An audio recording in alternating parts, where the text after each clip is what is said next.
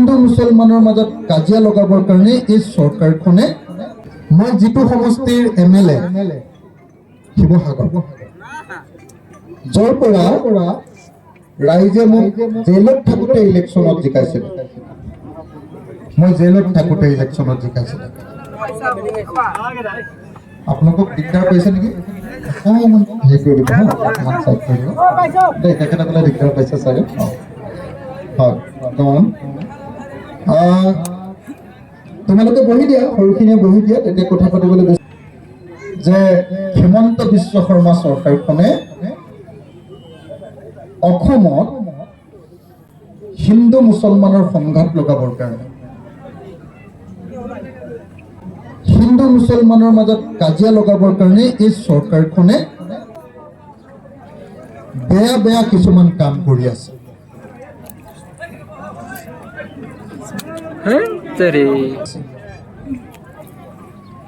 আপোনালোকে নিশ্চয় খবৰ পাইছে যে এহাতেদি বিজেপি চৰকাৰখনে গোটেই অসমতে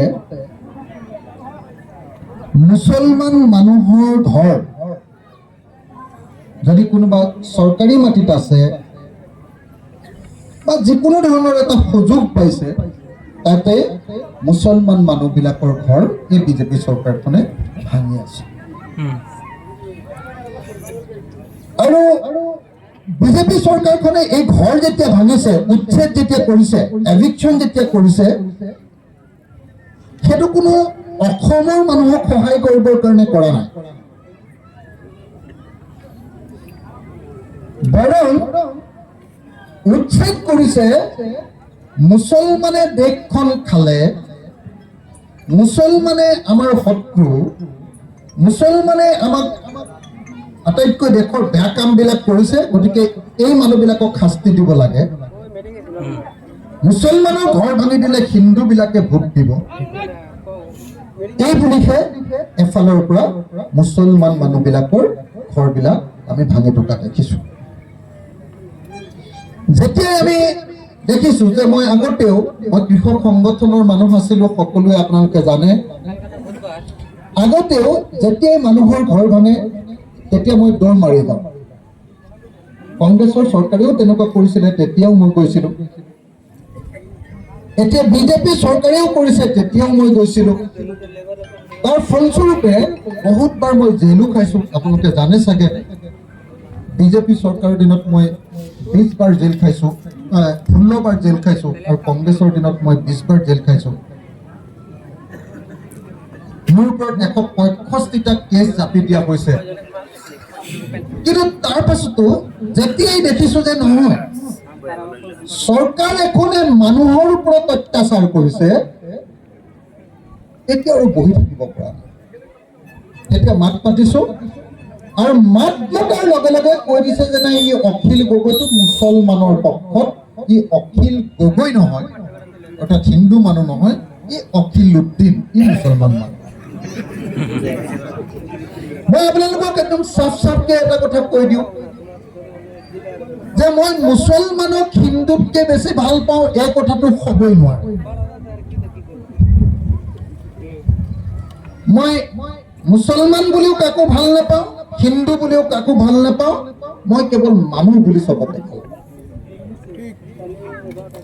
মানৱ মই ভাবোঁ যে কোনো মানুহৰ ওপৰতে চৰকাৰে কেতিয়াও উচ্ছেদ চলাব নালাগে মোৰ ককাৰ দিনত আমাৰ ঘৰটো ঢকুৱা বুলি ক'লে চিনি পাইনে তামোলৰ যে ঢকুৱা আপোনালোকৰ এইফালে কি বুলি কয় ঢকুৱাখনক হ'ল এই তামোলৰ যে সেই ঢকুৱাখন যে ফুল তামোলৰ ফুল বুলি কয় ন আমাৰ ঘৰখনৰ বেৰখন যে বেৰ ৱালখন এই তামোলৰ ফুলেৰে বনোৱা আছে আমাৰ ককাৰ দিনত আমাৰ দেউতাৰ দিনত সেই ফুলেৰে বনোৱা তামোলৰ ফুলেৰে বনোৱা যিখন ৱাল বেৰ সেইখন বাঁহেৰে বনাইছে আৰু মই আৰু মোৰ ককাইদেৱে মিলি আমাৰ ঘৰখন পকা কৰিছে তাৰমানে মোৰ ককাৰ দিনৰ পৰা মোৰ দেউতাৰ দিন পাৰ হৈ আমাৰ দিনতহে 3 প্ৰজন্ম পাছতহে আমাৰ ঘৰটো পকা কৰিবলৈ সক্ষম হৈছে। যদি মই বহুত কষ্ট কৰি বনোৱা সেই পকা ঘৰটো চৰকাৰে আহে, সেই চৰকাৰ কংগ্ৰেছৰ হওক, সেই চৰকাৰ বিজেপিৰ হওক, মোৰ ঘৰটো যদি ভাঙি পেলায়, তেতিয়াহ'লে মই জীয়াই থকা আৰু নথকাৰ মাজত কোনো পাৰ্থক্য নাথাকে। হয়নে নহয় দৰকাৰ?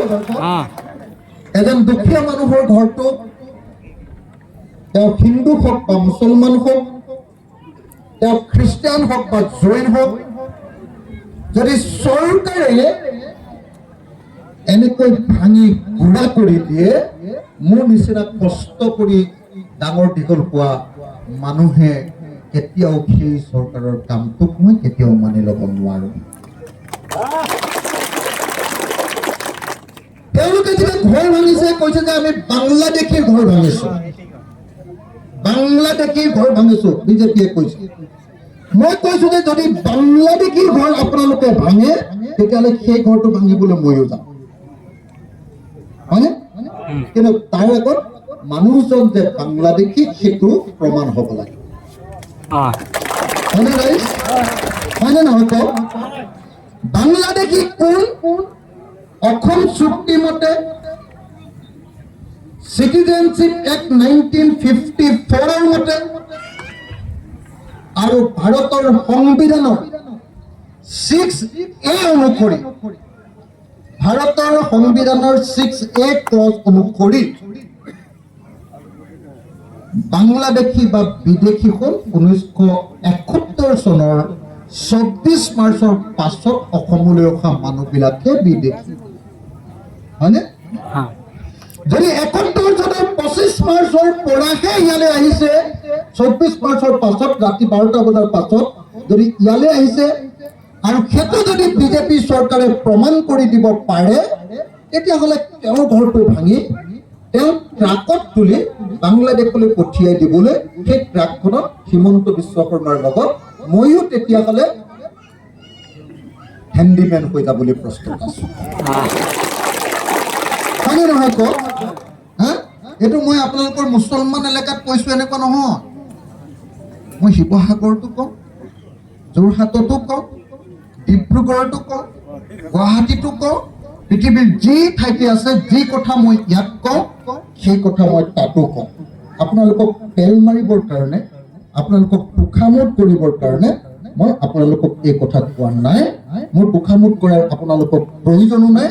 মই কোনো মুছলমান মানুহৰ জোৱায়েক নহয়, মই কাৰো মুছলমান ছোৱালী বিয়া পতা নাই যে মই আপোনালোকৰ কাৰণে এনে তেল মাৰিম। আজিলৈকে আপোনালোকৰ পৰা এটা ভোটো কেতিয়াও বিচাৰি অহা নাই, কেতিয়াও কোনোদিন বিচাৰি অহা নাই। সদায় যুঁজি আছো, জেললৈ গৈ আছো। গতিকে মই আপোনালোকক একদম স্পষ্টকে সেইটো কাৰণে কৈছো, মই আজি ইয়ালৈ অহাৰ কাৰণে ক'ব যে মুছলমান এলেকাত, মিয়া এলেকাত, বাংলাদেশী এলেকাত মিটিঙলৈ গৈছে, এনেকে কওঁ। কিন্তু মই নিজে জানো যে কটন কলেজত পঢ়ি থাকোঁতে এই সৰুতলী চৰলৈ মই আহিছিলো। কটন কলেজত পঢ়ি থাকোঁতে মই জেনেৰেল ছেক্ৰেটাৰী আছিলো। 1995 চনত মই আপোনালোকৰ সোণতলী চৰলৈ আহিছিলো। ইয়াত এতিয়াও চাগে মোক চিনি পোৱা সেই কমৰ মানুহ আছে। নাও লৈ আমি আহিছিলো, ইছমাইল হুছেইন, মই, অসম জাতীয়তাবাদী যুৱ ছাত্ৰ পৰিষদৰ পাটগিৰি দাদা, এনেকে আমি বহুতখিনি মানুহ গোটেই চৰ চাপৰিবিলাক ভ্ৰমণ কৰিবলৈ আহিছিলো। 1995 চনত, 96 চনত। আৰু তেতিয়াই মই যোৰহাটত থাকোঁতে ময়ো ভাবিছিলো যে এই মুছলমান মানুহবিলাক চব বিদেশী। কিন্তু যেতিয়া ইয়ালৈ আহিলো, তেতিয়া মই দেখিলো তো এওঁলোকৰতো একদম মানে 51 চনৰ NRC-টোৰ নাম আছে, 52 চনৰ ভোটাৰ তালিকাটোৰ নাম আছে। মই এনেকে চালো, চাই লোৱাৰ মাজত মই নিজে গৱেষণা কৰিলো। অসম আন্দোলনৰ ওপৰত মই কিতাপ লিখিছো, অসম আন্দোলন আৰু বিদেশী সমস্যাৰ সমাধানৰ পথ, কিতাপ লিখিছো। তেতিয়া মই চাই লৈ দেখিলো যে অসমলৈ এই মুছলমান মানুহবিলাক কেতিয়া আহিছিল সবে কৈ থাকে বোলে অসমলৈ মুছলমান মানুহবিলাকক আনিছিলে ছাদুল্লাহ তেওঁ দিনতো আহিছিলে কিন্তু তেওঁতকে আগত মই নিজে ইয়েল ইউনিভাৰ্চিটি আৰ্কাইভ বুলি কয় লাইব্ৰেৰী আৰ্কাইভৰ পৰা মই গৱেষণা পত্ৰ আনি নিজে কিতাপ লিখি দেখুৱাইছো যে অসমলৈ মুছলমান মানুহক মৰাপাট খেতি কৰিবৰ কাৰণে মিয়া মুছলমান মানুহবিলাকক পূৰ্ব বংগৰ 5খন জিলাৰ পৰা ময়মনসিং ৰংপুৰ বাগৰা তাৰপিছত কি আছিলে সিলেট আৰু এখন কি আছিলে আৰু এখন 5খন জিলাৰ পৰা কোনে মুছলমান মানুহক আনাৰ সিদ্ধান্ত লৈছিলে জানেনে মুছলমান মানুহক সিদ্ধান্ত আনিবলৈ সিদ্ধান্ত লৈছিলে অসমৰ সেই সময়ৰ চিফ কমিশনাৰ হেনৰি কটন যাৰ নামত কটন কলেজখন আছে তেওঁ বেংগল চেম্বাৰ্ছ অফ কমাৰ্চে কলিকতা তেতিয়া অসমৰ হেড অফিচ কলিকতাত আছে কলিকতাত তেতিয়া লগ ধৰিছিলে আৰু যেতিয়া লগ ধৰোতে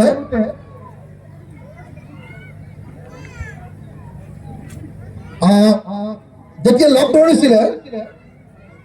ধৰোতে তেতিয়া চেম্বাৰ্ছ অফ কমাৰ্চে কৈছিলে যে কলিকতাৰ জুট মিল মৰাপাটৰ ইণ্ডাষ্ট্ৰী বিলাকৰ কাৰণে কেঁচা মৰাপাট নাই কমি গ'ল কিন্তু অসমৰ ব্ৰহ্মপুত্ৰ নদীৰ পাৰত বহুত অঞ্চল আছে য'ত অসমীয়া মানুহে বসবাস নকৰে সেই অঞ্চলবিলাকত যদি মৰাপাট এই কেঁচা পাত বুলি কয় পাতটো এইটো নহয় জানো মৰাপাট যদি খেতি কৰিব কাৰণে এই 5খন জিলাৰ পৰা মানুহ লৈ আহে তেতিয়াহ'লে আমাৰ কলিকতাৰ মৰাপাটৰ ইণ্ডাষ্ট্ৰী কেইটা বাচিব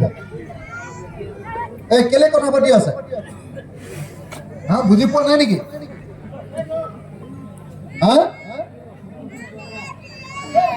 তো মই আপোনালোকক সেইকাৰণে কৈছো এইটো কেতিয়াৰ কথা এইটো আছিলে 1889 চনৰ কথা 1889ত যেতিয়া এই কথা কৈছিলে বেংগল চেম্বাৰ্ছ অফ কমাৰ্চে তেতিয়া অসমৰ চিফ কমিশনাৰ হেনৰি কটন চাহেবে সিদ্ধান্ত লৈছিলে যে অসমৰ দ মাটিত যদি মৰাপাট খেতি কৰিব পৰা যায় ভাল হ'ব তেতিয়া তেওঁ তাৰ কাৰণে সাৰ্ভে কৰিবৰ কাৰণে মানুহ পঠিয়াইছিলে সাৰ্ভে ৰিপৰ্টটোৰ পাছত চিফ কমিশনাৰে এটা ৰিপৰ্ট বনাইছিলে এই ৰিপৰ্টটোৰ নাম কলোনাইজেশ্যন পলিচি বুলি কলোনাইজেশ্যন পলিচি অনুসৰি 1904-5 চনৰ পৰা তাৰ আগতে অলপ মানুহ আহিছিলে 1904-5 চনৰ পৰা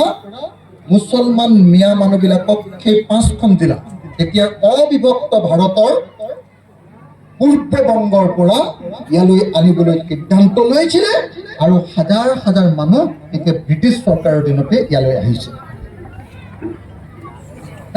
এইখন কিতাপ মই লিখিছো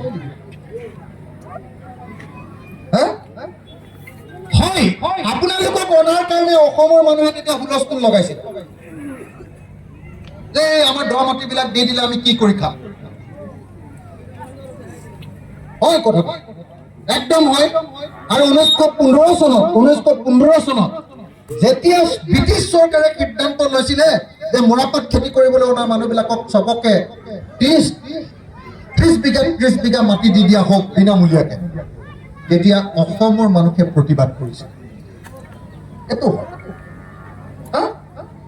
কিন্তু ব্ৰিটিছ চৰকাৰে 1904-5 চনত যদি কাৰোবাক আনে আৰু তেওঁলোকক যদি ইয়াত নাগৰিকত্ব দিয়াৰ মাটি দিয়ে তাৰ পাছত এতিয়া একেদিনাই খেদি দিম বুলি কৈ দিয়া কথাটোতো কেতিয়াও হ'ব নোৱাৰে হয় নে নহয় কিন্তু যদি কোনোবা 1971 চনৰ 25 মাৰ্চৰ পৰা অহা কোনোবা মানুহ আছে এইটো মুছলমান হ'ব পাৰে মিয়া মানুহ হ'ব পাৰে তেতিয়াহ'লে তেওঁলোক অসমৰ পৰা যাব লাগিব নালাগে আপোনালোকে বৰ ঢিলাকে মাৰিছে হাত তালিটো লাগে নে নালাগে? 1971 চনৰ 25 মাৰ্চৰ পৰা অহা মানে 71 চনৰ 24 মাৰ্চৰ আগতে অহাখিনি থাকিব লাগে আৰু 71 চনৰ 25 মাৰ্চৰ পৰা অহা মানুহখিনি বিদেশী অসম চুক্তি অনুসৰি সেইখিনি মানুহ যাব লাগে। তেওঁলোক মুছলমান হ'লেও যাব লাগে। লাগে নে নালাগে? কেলে মাতটো মতা নাই যে কেলে? কেলে মাতটো মতা নাই? আপনার কথা শুনি আছো। লাগে নে নালাগে? বিদেশী যোনে নহওক লাগিলে তেওঁ হিন্দু হওক মুছলমান হওক বিদেশী বিলাকক আমি খেদিব লাগিব, কিন্তু হিন্দু হওক মুছলমান হওক স্বদেশী অৰ্থাৎ 71 চনলৈকে অহা মানুহবিলাকক আমি ৰাখিব লাগিব। কথা এইটোৱে হয় নে নহয়? হয় নে নহয়? এতিয়া 71 চনৰ আগতে অহা নে পিছতে অহা সেইটো কেনেকে বুজিব? তাৰ কাৰণে NRC নামৰ এটা বস্তু বনাইছে, হয় নে নহয়? NRC খন বনোৱাৰ পাছত বিজেপিয়ে ভাবি আছিলে যে NRC বনালে একদম 50-60 লাখ মান মানুহ ওলাব, চব মুছলমান বিলাকক খেদিব পৰা যাব। NRC খন বনোৱাৰ পাছত 16 লাখে এনেকুৱা অবৈধ মানুহৰ নাম ওলাইছে আৰু তাৰে আকৌ বেছিভাগে হিন্দু মানুহৰ নাম ওলাইছে, বেংগলী হিন্দু মানুহৰ নাম ওলাইছে। কথাটো বুজিছেনে? তো তেতিয়া তেওঁলোকে বিজেপিয়ে ক'লে যে নাই NRC খন আমি নামানো। কথাটো বুজিছেনে? তো গতিকে আমি আকৌ কৈছো, তেতিয়া বিজেপিক আমি ক'লো, বিজেপি চৰকাৰখনক ক'লো, মই বিধানসভাত কৈছো যদি আপোনালোকে NRC নামানে, এখন সুপ্ৰিম কোৰ্টে NRC বনাই দিছে, এখন যদি নামানে তেতিয়াহ'লে আকৌ সুপ্ৰিম কোৰ্টত আপোনালোকে আবেদন কৰক। সুপ্ৰিম কোৰ্টে যদি আৰু ভালকে বনাব পাৰে আৰু বনাওক, হয় নে নহয় কওক? কিন্তু সেইটো নকৰাকে অকল দাড়ি টুপি আৰু লুঙি দেখি মানুহক পিতা, মানুহৰ ঘৰ ভঙা আৰু মানুহক য'তে ত'তে মাৰপিট কৰাটো কোনো সচেতন, কোনো জ্ঞানী, কোনো সভ্য মানুহে কেতিয়াও মানি ল'ব নোৱাৰে। হয় নে নহয় কওক? হয়নে নহয়? হয়নে নহয়? আপোনালোকৰ সাংবাদিকসকলক আকৌ কৈছো দেই, আপোনালোকে মই কোৱা কথাটো এডোখৰ কাটি নি যিডোখৰ মুছলমানৰ পক্ষত কৈছে সেইডোখৰ উলিয়াই দিয়ে চোৱা ই মুছলমানৰ পক্ষত কৈছে কৈ নিদিবগৈ আকৌ। একদম টিভিকেইটা একদম উল্টা মাৰি দিয়ে, হয় নে নহয়? দুইটা কথা কৈ দিব। মই দুইটা কৈছো, বিদেশী খেদিব লাগিব, লাগিবনে নাই? আপোনালোকে যেতিয়া জোৰকে মতা নাই, মই তেতিয়া কৈছো কিয় জোৰকে মতা নাই বুলি কৈছো, হয় নে নহয়? বিদেশী খেদিব লাগিব, হিন্দু হলেও খেদিম, মুছলমান হলেও খেদিম আৰু 1971 চনৰ পিছত অহাবিলাকক খেদিম, হয় নে নহয়? হিন্দু হলেও খেদিম, মুছলমান হলেও খেদিম। আপোনালোকে বিদেশী খেদাৰ পক্ষত আছে নে নাই? কিমান মানুহৰ পক্ষত আছে হাত দাঙকচোন। এতিয়া মই সাংবাদিকসকলক অনুৰোধ জনাইছো, এতিয়া আপোনালোকে হাতকেইখন লওক না। আপোনালোকে বিদেশী খেদিব লাগে বুলি কৈছে নহয় জানো? বিদেশী খেদিব লাগে বুলি কৈছে নহয় জানো? এয়া চাওক, আপোনালোকে নিজে চাওক যে অসমৰ কি কয় আমাৰ এইখন কি জিলা কয়? আমাৰ কামৰূপ জিলা, হয় নে নহয়? কামৰূপ জিলাৰ এইটো কি সমষ্টি? চমৰীয়া বিধানসভা সমষ্টি সোণতলী অঞ্চলৰ ৰাইজে হাত দাঙি দাঙি কৈছে, আকৌ দাঙি দিয়ক, হাত দাঙি দাঙি কৈছে যে হিন্দুৱে হওক মুছলমানে হওক বিদেশীক খেদিব লাগে। কৈছে নে নাই? কৈছে নে নাই? কৈছে নে নাই? বিদেশী গৌবেগ বুলি কৈছে নে নাই? বিদেশী গৌবেগ বুলি কৈছে নে নাই? বিদেশী গৌবেগ বুলি কৈছে নে নাই? এতিয়া হিমন্ত বিশ্ব শৰ্মাই কওক যে হিন্দুৱে হওক মুছলমানে হওক বিদেশী গৌবেগ বুলি কওকচোন, তেওঁ চাওঁ, হয় নে নহয়? এই মুছলমান মানুহবিলাকে ক'লে যে হিন্দুৱে কওক মুছলমানে কওক বিদেশী গৌবেগ, ক'লে নে নাই? আমি খেদিম বুলি ক'লে নে নাই? এতিয়া হিমন্ত বিশ্ব শৰ্মাই কওক যে হিন্দুৱে কওক মুছলমানে কওক বিদেশী গৌবেগ বুলি হিমন্ত বিশ্ব শৰ্মাই কওকচোন চাওঁ, হয় নে নহয়? হয় নে? হিন্দু বেংগলীক এদিন খেদিম বুলি হিমন্ত বিশ্ব শৰ্মাই কওক। হিন্দু বেংগলী যিবিলাক মানুহ 71 চনৰ পাছত আহিছে তেওঁলোকক খেদিম বুলি ক'লে RSS একেদিনাই হিমন্তৰ চাকৰিটো খাই পেলাম, হয় নে নহয়? হয় নে নহয়? হয় নে নহয়? সেইকাৰণে RSSক ভাল লগাই মুখ্যমন্ত্ৰী কৈ থাকিবৰ কাৰণে য'তেই মুছলমান দেখে তাতেই ঘৰ বান্ধে হয়নে কথাটো হয়নে নহয় মই আপোনালোকক এটা কথা ক'ব খুজিছো আজি অসমত মুছলমান হৈ জীয়াই থকাটোৱে টান হৈ পৰিছে হয়নে নহয় যদি আপুনি টুপি পিন্ধিছে আপুনি যদি আপোনাৰ যদি দাড়ি আছে আৰু আপোনাৰ যদি লুঙি আছে তেতিয়াহ'লে ইয়াৰ কুমতলি চৰৰ পৰা গুৱাহাটীলৈ যাওঁতে ভয়ে ভয়ে যাব হয়নে নহয় হয়নে নহয় আমাৰ মহিলাবিলাক যিবিলাকে হিজাব পিন্ধে বুৰ্খা বা এই উৰণিখন লয় এখনক কি বুলি কয় বুৰ্খাই কয় ন উৰণিখন লয় সেইখন এনেকে লৈ যোৱা মানুহ তেওঁলোকে বা যদি শিৰত সেন্দুৰ লোৱা নাই তেওঁলোকেও গুৱাহাটীলৈ যাওঁতে ইয়াৰ পৰা ভয়ে ভয়ে যাব লাগে কিজানি RSS বিজেপি বজৰং দলৰ মানুহে ৰাস্তাতে আমাক মাৰে নেকি বুলি হয়নে নহয় দাই হয়নে নহয় এখন চৰকাৰ আৰু সেই চৰকাৰ চলোৱা যিটো দল বিজেপি আৰু RSS তেওঁলোকে যদি ধৰ্মৰ ভিত্তিত মানুহক মাৰপিট কৰে সেই চৰকাৰখন আৰু সেই দলটোৰ শাসনত থকাৰ অধিকাৰ থাকেনে থাকে নেকি তেওঁলোকে গাদী এৰিব লাগেনে নাই গাদী এৰিব লাগেনে নাই বিজেপিয়ে গাদী এৰিব লাগেনে নাই সেইকাৰণে মই যোৱা 2024 চন এতিয়া 25 নহয় জানো 2024 26 অক্টোবৰ তাৰিখতে ঘৰৰ পৰা ওলাইছো আজিও মই ঘৰৰ পৰা অহা নাই মই শিৱসাগৰৰ পৰা আহিছো খোজকাঢ়ি আটকাৰি শিৱসাগৰৰ পৰা ওলাই আহিছো মই আজি ৰাতিপুৱা 8টা বজাত ওলাই আহিছো এতিয়া আপোনালোকৰ ইয়াত পাইছোহি মই ঘৰলৈ যোৱাই নাই 26 অক্টোবৰ 2024 তাৰিখৰ পৰা মই ভিতৰতে সংকল্প লৈছো শপত লৈছো কসম খাইছো যে 2026 চনত হিমন্ত বিশ্ব শৰ্মা চৰকাৰখনক ব্ৰহ্মপুত্ৰত দলিয়াই থৈকে মই ঘৰলৈ যাম ভাল হ'বনে বেয়া হ'ব ভাল হ'বনে বেয়া হ'ব ভাল হ'ব এই তাত থকা মানুহখিনি হাত চাত নেনাগে নেকি ভাল হ'বনে বেয়া হ'ব ভাল হ'ব আমি চবেই হিন্দু মুছলমান চবেই মিলি এইবাৰতো মই কৈ আছো আকৌ এই বুলি মই হিমন্তক খেদিব লাগে বুলি ক'লে পুৰা চিঞৰিছে বদৰুদ্দিন আজমলক খেদিব লাগে বুলি ক'লে চিঞৰিবনে নাই আকৌ চিঞৰিবনে নাই চবেই হিমন্ত বিশ্ব শৰ্মা হিন্দু সাম্প্ৰদায়িক দলৰ চৰ্দাৰ হয়নে আকৌ মুছলমান সাম্প্ৰদায়িক দলৰ চৰ্দাৰ হ'ল বদৰুদ্দিন আজমল হয়নে নহয় সেইকাৰণে এই দুজন চৰ্দাৰকে হিন্দু মুছলমান সাম্প্ৰদায়িক দলৰ দুজন চৰ্দাৰকে মইতো সদায় কৈ থাকো বোলো এখন চকীত দুইজনকে বহুৱাম হিমন্তকো বহুৱাম বদৰ চাহাবকো বহুৱাম দুইজনকে গামোচাৰে এনেকে বান্ধিম হয়নে এইফালে মুছলমান থাকিব এইফালে হিন্দু থাকিব হিন্দু মুছলমানে দুইটাই এনেকে ধৰিম ধৰি ধৰি ধৰি ধৰি একেলগতে খেলিলো খেইচাত কৰি ব্ৰহ্মপুত্ৰলৈ এনেকে ধৰিম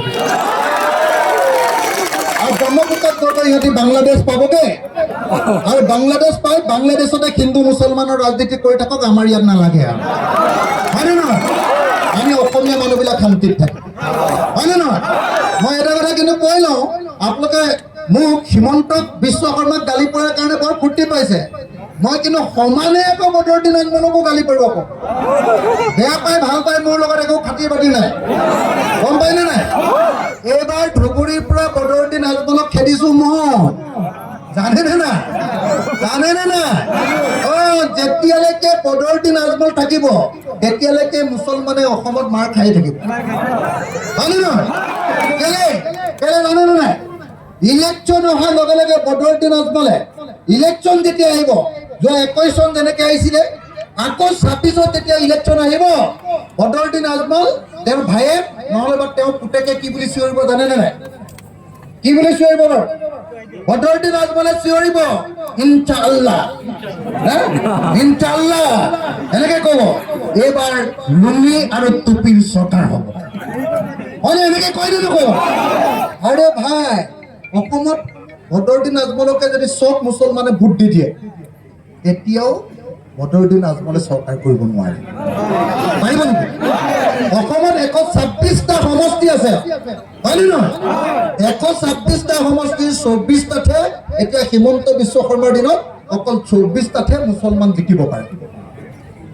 126টাৰ 24টা যদি মুছলমান জিকে তেতিয়াহ'লে চৰকাৰ বদৰুদ্দিন আজমলে কৰিব পাৰিব নেকি? নোৱাৰে। কিন্তু নোৱাৰাৰ পাছতো বদৰুদ্দিন আজমলে কৈ দিয়ে। কেলে কৈ দিয়ে? মামাই কৈ দিবলৈ কয়। কথাটো বুজিছেনে নাই? চাচা আৰু মামা এটা মুদ্ৰা মানে এটা টকাৰ এইটো চাইড আৰু এইটো চাইড।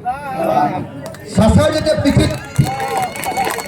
পিঠিত যেতিয়া খজুৱতি লাগে খৰ, তেতিয়া মামাই খজুৱাই দিয়ে। আৰু মামাৰ পিঠিত যেতিয়া খজুৱতি খৰ লাগে, তেতিয়া চাচাই এনেকে খজুৱাই দিয়ে। বুজিছেনে নাই? চাচা আৰু মামা একেটা পৰিয়ালৰে মানুহ। গম পাইছেনে নাই? এওঁলোক হিন্দুও নহয়, এওঁলোক মুছলমানো নহয়, এওঁলোক দুইটাই সাম্প্ৰদায়িক। বুজিছেনে নাই?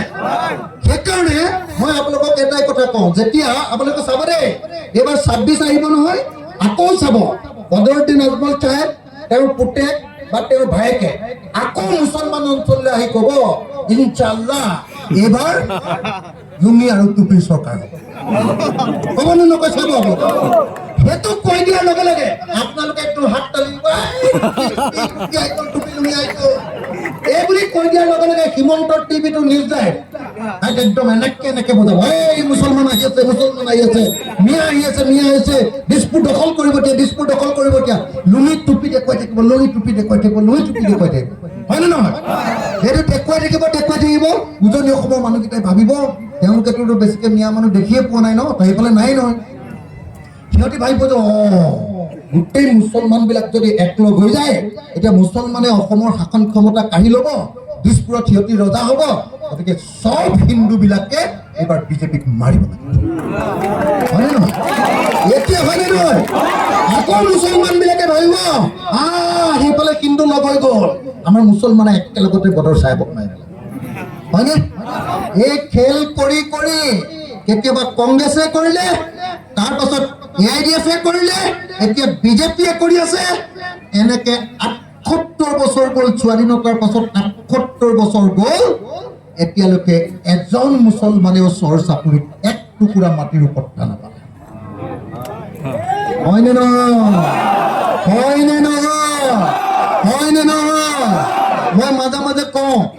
মই মাজে মাজে কওঁ, কোনোবাই মোক বেয়াও পায়।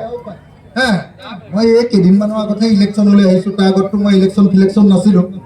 মই মাজে মাজে কওঁ কেতিয়াবা, বোলো মুছলমান মানুহবিলাকে সদায় মাৰ খাই কংগ্ৰেছক ভোট দি থাকে, বিজেপিক হৰুৱাবৰ কাৰণে কংগ্ৰেছক ভোট দিয়ে।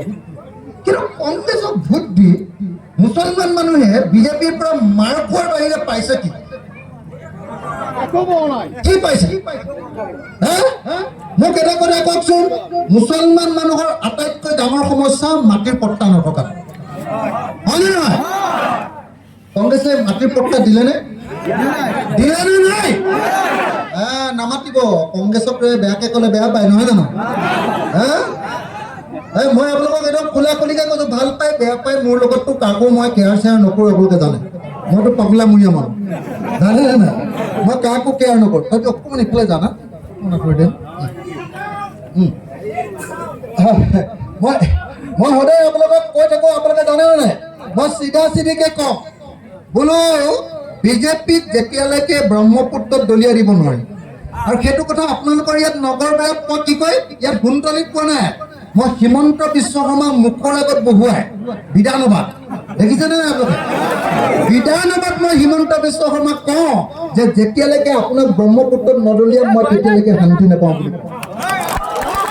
মুখৰ আগত আপোনালোকে দেখিছেনে নাই? সঁচাকে মই হিমন্ত বিশ্ব শৰ্মাক এনেকে আঙুলি কৈ কওঁ যে এতিয়ালৈকে অসমত জন্ম হোৱা আটাইতকৈ এই যে মোৰ নিচিনা 51টা যে বিৰোধী দলৰ বিধায়ক গৈছে, এসোপা কংগ্ৰেছৰ পৰা গৈছে, এসোপা AIDFৰ পৰা গৈছে, কোনোবাই বাৰু এইবিলাক কথা কয় নেকি? মাতে নে নামাতে? এইবাৰ যে উচ্ছেদ হৈছে, আপোনালোকৰ বাপ দাদাৰ পাৰ্টিৰ মানুহ আমাৰ গৌৰৱ গগৈ আপোনালোকৰ হৈ মাত দিছেনে নাই?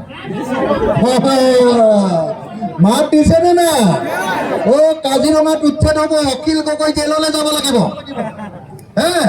আকৌ ধুবুৰীত উচ্ছেদ হ'ব, গোৱালপাৰাত উচ্ছেদ হ'ব, মাৰটো অখিল গগৈ খাব লাগিব। ভোটটো খালি অকল কংগ্ৰেছে পাব। কষ্টৰ সময়খিনিত কোনো নাই। হয় নে নহয়? হালটো বাই থাকোঁতে কোনো নাই, যেতিয়া কাটি থৈ দিব সেইটো নিবলৈ হ'লে কংগ্ৰেছ আহি সাজে।